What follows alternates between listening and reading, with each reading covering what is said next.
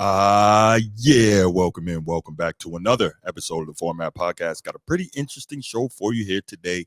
And as you saw on the thumbnail, the players have spoken, and guess what they're saying? We know who the GOAT is. But before we get to that, you know what time it is. If you're here on YouTube and you haven't already, please make sure you go ahead, click that like, that subscribe, that notification bell. Make sure you're kept up to date whenever we drop new content on the channel. If you want the audio-only version of the podcast, open up your audio podcast platform, hit the search bar, type in The Format Podcast, and we should come right up. If you're enjoying the content, make sure you give us that like, that 5-star review, and drop a comment. All that stuff helps us rise in the algorithm, helps us find more sports fans, helps more sports fans find us. And finally, make sure you write it down, put it in your phone, set an alarm, do whatever you got to do to remember. Saturday nights at 7 p.m. we are live here on the Format Podcast, and we'll give you the opportunity to call in, talk to us, get at me. I love it. I can't wait.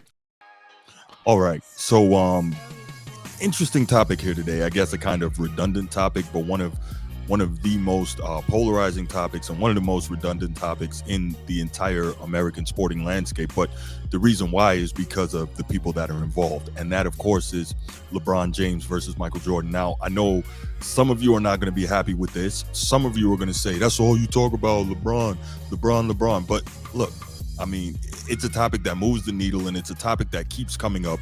So it's a topic we got to keep discussing, right? So first things first, and I've talked about this before. I've talked about this multiple times, right?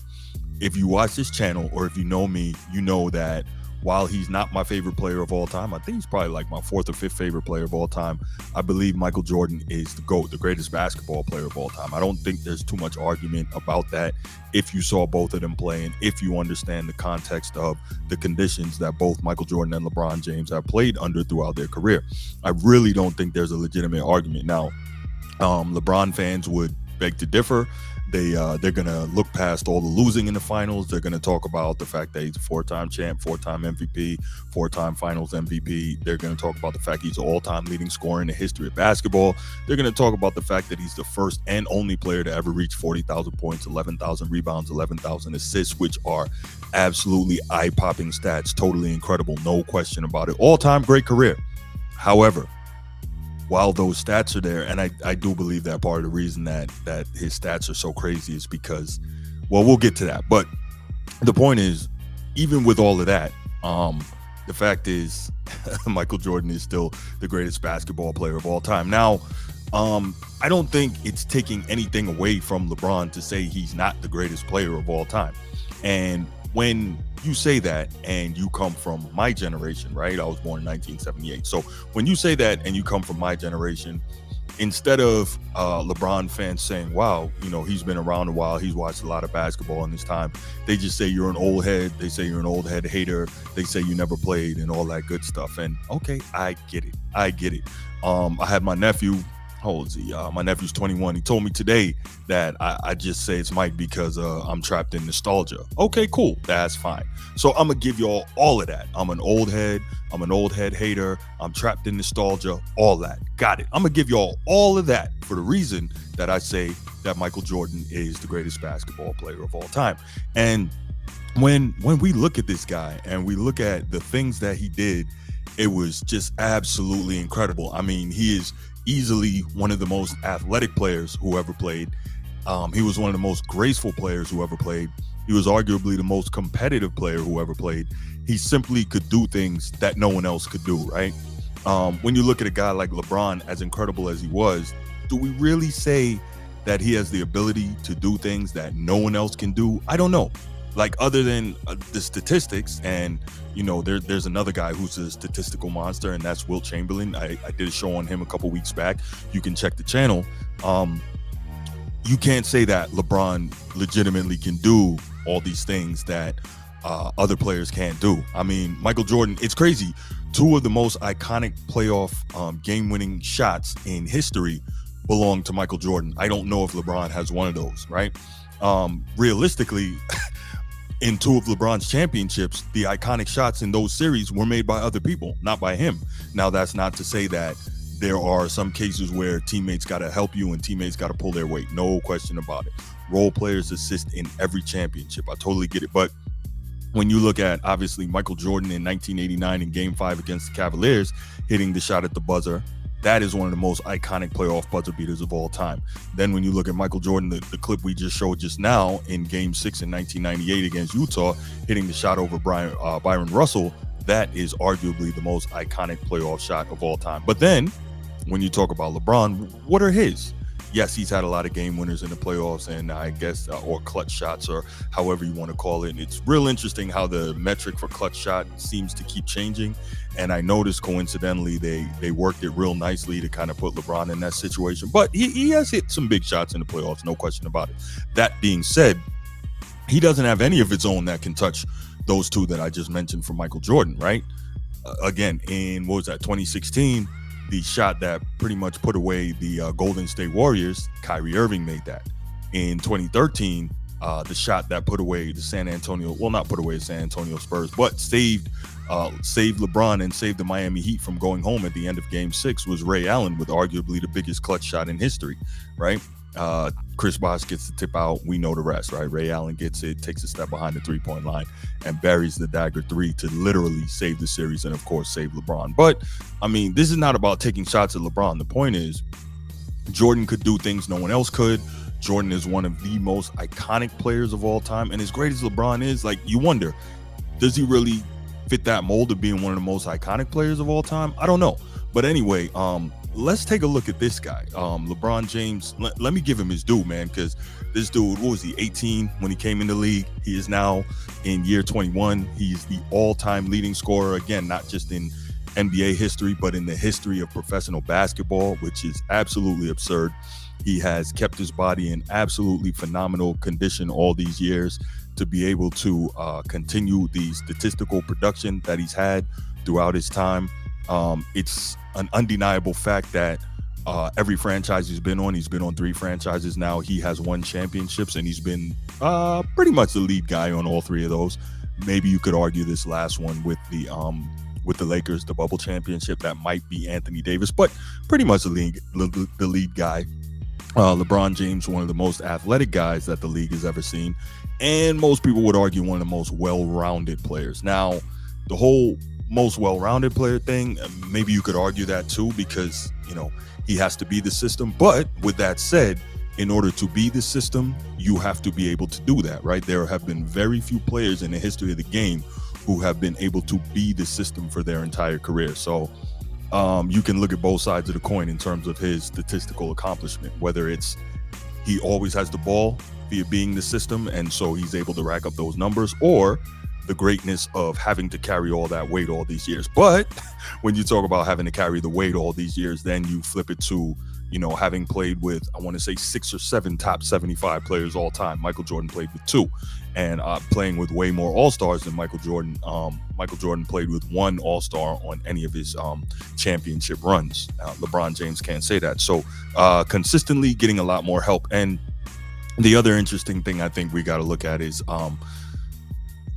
when you watch with the eye test, LeBron James, as physically dominant as he's been, obviously we talk about the rules and the way the game is played now, so I'm not even going to delve into that. But the reason that people a lot of people say Kobe is better than LeBron. The reason a lot of people say that Michael Jordan is better than LeBron, and we'll get back to the original premise in a minute, is because when you look at those two guys, they appear to be so much more skilled in terms of having a much deeper offensive toolkit, in being better defenders. Now, the LeBron fans are going to say, oh, LeBron could defend 1 through 5 and blah, blah, blah. But both Kobe and Michael are 9-time first-team All-NBA guys, so we know that those guys were legitimate man-on defenders.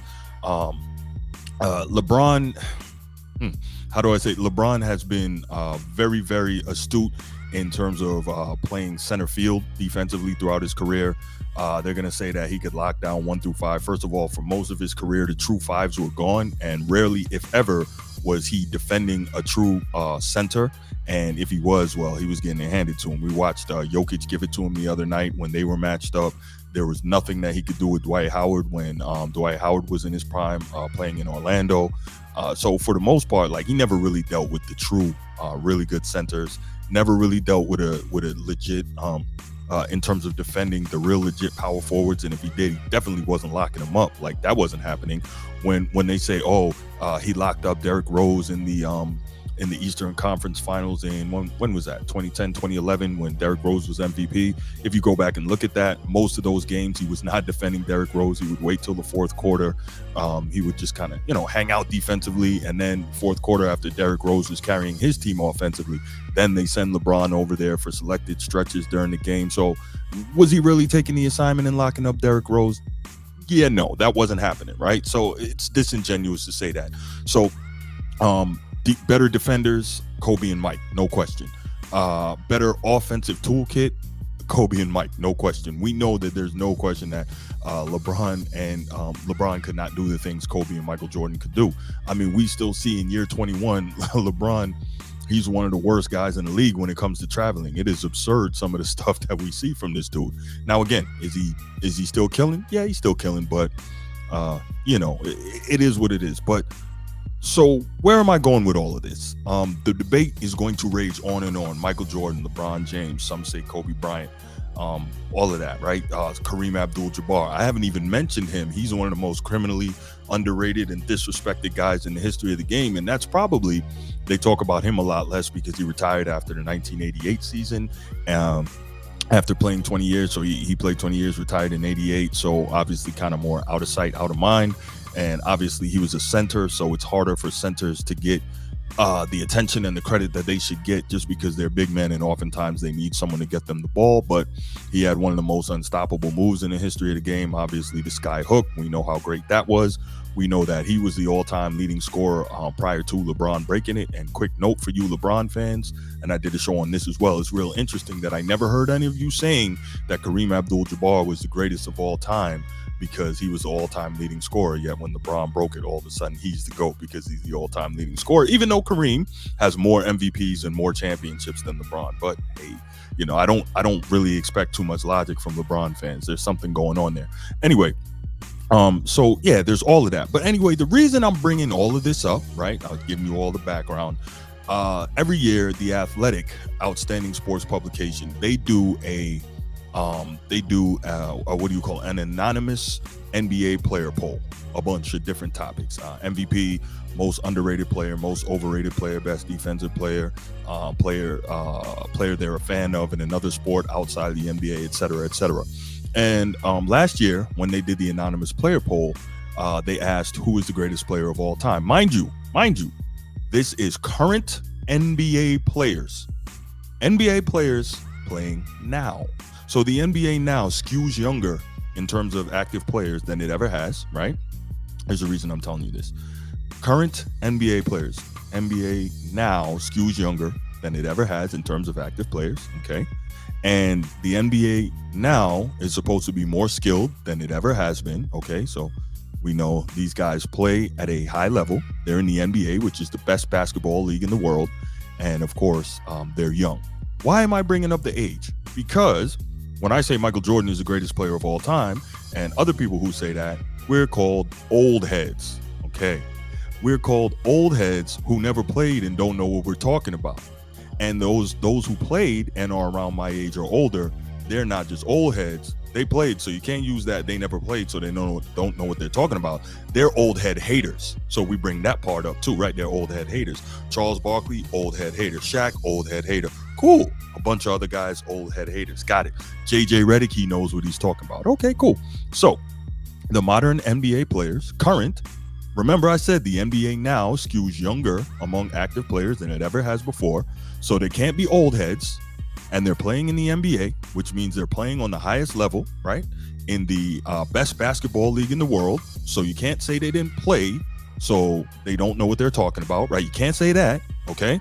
So on the Athletics Anonymous poll for 2024, this is not the 2023 poll. In the 2023 poll, the players voted Michael Jordan as the greatest basketball player of all time, I believe at 58% of the vote. Okay, now every NBA player didn't take part in this, but this is what we have. So anyway, every year they do this, and now they just released the 2024 anonymous poll. So let's go ahead and take a look at that.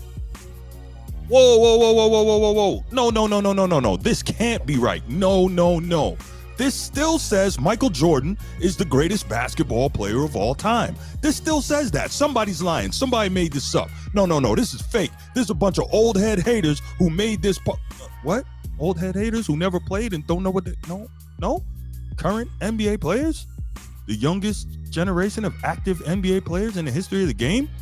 And yet they still voted Michael Jordan the greatest basketball player of all time. Now that is amazing.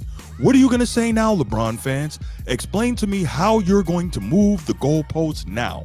What are you going to say? What's going to be your excuse this time? Can't say they're old head haters. Can't say they never played, so they don't know what they're talking about, right? You can't say any of that. So what's it going to be?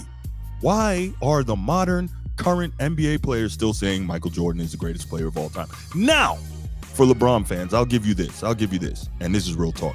LeBron has clearly made a major move. I think last year he was at like 33% of the vote. Now he's at 42% of the vote. Michael Jordan's at 45% of the vote. So clearly LeBron is closing that gap. And LeBron is ingenious. Why is he ingenious? One, he's ingenious because he knows how to deal with the media and control the media. And he has done a masterful job throughout his career of doing that. And I've talked about that on multiple shows. But with that, he's also a genius because he knows he will never be the player, skill-wise, Michael Jordan and Kobe Bryant are. He just won't. So what's he doing? He has found his way to get to championships more easily than they did by stacking teams and putting himself in the most advantageous situations roster-wise, and he's stacking up the stats. So now the players, I can only imagine, are seeing and they're drinking the Kool-Aid. LeBron in year 21, he's doing things we've never seen before. In year 21, LeBron is still averaging 26 points a game, 7.5 assists, 7.5 rebounds. He is going insane. He's the all-time scorer in the history of basketball. He's the only guy, 40,000 points, 11,000 rebounds, 11,000 assists. So he's putting the numbers in places to augment his GOAT case. Brilliant, because that as a player, he can't get there. He's not going to win 6 championships. We know that. He may not win 5 championships. He's never going to have the footwork that Michael and Kobe has. He's never going to have the mid-range jumper. Imagine it took this guy 21 years to get a reliable 3-ball, right? Imagine that. So all of these things you're seeing now, it took all this time, and that's only because the athleticism, even though he's still a freak athlete, is beginning to wane now, right? But this is very interesting. So yeah, LeBron is closing the gap, man. So maybe another year or two, people are going to say that he is the greatest basketball player of all time. And remember, like Paul Pierce, we talked about him the other day. I did a show, and he was talking about how he believes, and I don't know if he really believes this or if he's towing the party line, saying that if LeBron wins a championship this year with the Lakers, that he's going to be the undisputed GOAT. I don't believe that, and I don't believe Paul Pierce believes that. You can check that show out. I had some thoughts on it, but the point is, LeBron has been ingenious in systematically working towards this GOAT thing, which is funny though, because all of you LeBron fans, y'all have been telling me all this time that he already is the GOAT. But every time he does something else, well, it's now he's the GOAT. Well, was he already GOAT? Is he already the GOAT? What made him the GOAT? He's the GOAT if he does this. He's the GOAT if he does that. What's going on there, right? So if he wins another championship, he's the GOAT. If he scores more points, he's the GOAT. When these guys vote him as the greatest player of all time, he's going to be the GOAT. Like, where is it? And why does it keep moving? And why do the situations keep changing in terms of what he needs to do to achieve that? Let's be real. There are certain things that he's never going to be able to do at the end of the day, and that's fine. That doesn't mean he hasn't had one of the greatest careers of all time. We keep talking about that. His career has been absolutely phenomenal, but it's okay if you're not the greatest of all time. You're going to go down as one of them, and that's fine. You got all the money. You have squeezed pretty much everything. Have you? Yeah, you've pretty much squeezed everything that you could out of your career. That's cool, man. Take it at that. So I do find it really interesting that, again, the Athletic Anonymous Player Survey, and I'll just put that back up for you one more time. The Athletic Anonymous Player Survey, still current NBA players, mind you, right? They have Michael Jordan as the greatest player of all time. But here's another question. For a while when I was younger, I had Magic Johnson as the greatest player of all time because I looked at his ability to win and completely control basketball games without having to score a lot. and his ability to get other guys involved and truly is the definition of making other guys better. And so I had that, but then it got to a point where Michael Jordan was just too overwhelming. So there's that. But my question is, how the hell did Paul Pierce get on that list? Y'all know by watching this show, I'm a diehard Celtics fan. I love Paul Pierce. I think he was a real skilled dude. He had a tremendous game. I loved how every time he would go up against another one of those elite wings, he would bring it to him. I love that. I love all that. But how did he get on the GOAT list? How is that possible?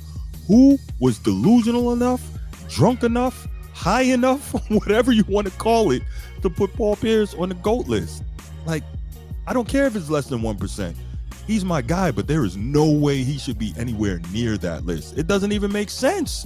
It doesn't even make sense. There are so many guys. Remember, I talked about Ray Allen. Ray Allen played with prime LeBron. He played against prime LeBron, right? Ray Allen played against prime Kobe. He played against backside of his prime Michael Jordan. And Ray Allen says without question, Michael Jordan is easily the greatest player of all time. Ray Allen does not have LeBron James on his all-time starting five. That has to mean something. That has to mean something. We heard Mario Chalmers talking about how guys didn't fear LeBron, how they feared Mike. And he played with LeBron for 4 years. That has to mean something. I don't understand how you LeBron fans can keep glossing over that. Oh, I guess everybody's a hater, right? Everybody hates on LeBron. His teammates, right? I don't know. But the point is, LeBron is, and I got to give him his due, he is closing that gap. And again, it's because of the brilliance of the marketing and the brilliance of him being able to continue to play at a high level this long, and the brilliance of him controlling the media narrative, and of course, the brilliance of him putting up the stats. He is putting the stats in a place where they simply cannot be ignored. So even though he doesn't have all the championships and finals MVPs, the stats augment his GOAT case. So it's brilliant. And in the next year or two, we may legitimately see, when these polls are taken, LeBron for the first time pass Michael Jordan in the eyes of current NBA players. All right, so what I want to know is, what are your thoughts on this? Where are you on the GOAT debate? Why do you think that so many current NBA players who are still very young and never actually saw Michael Jordan play still have Michael Jordan as the greatest basketball player of all time? And what do you think is contributing to LeBron James rapidly closing the gap in the GOAT argument among these players? Also, I didn't touch on this, but if every single player in the NBA was polled, do you think that the gap would still be as close as it is, or do you think it would be wider? I want to hear from you. Leave your comments in the comments section. I'll be back with you next episode, and I'm out. Peace.